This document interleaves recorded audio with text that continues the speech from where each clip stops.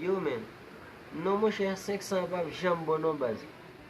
600 puis bon toujours mon cher, pas qu'à dire 500, bon me déjà mis toi à l'aise déjà base.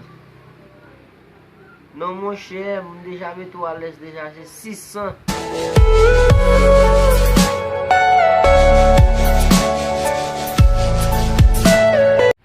Ah bien men déjà mis toi à l'aise déjà en battement.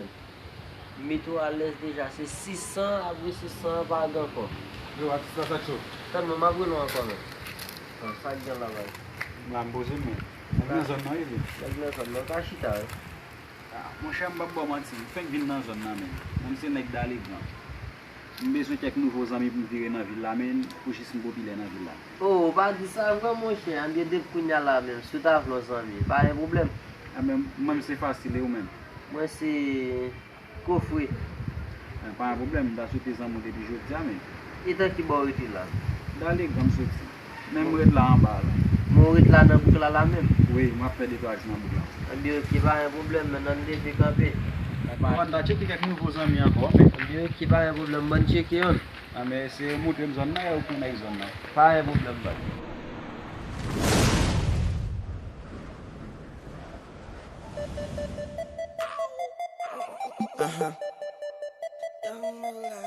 I say he's Ye kon se ou nek zon nan men. Se ou pou vire avèk men. J'ai moutou tout partenaire de zone dans la net.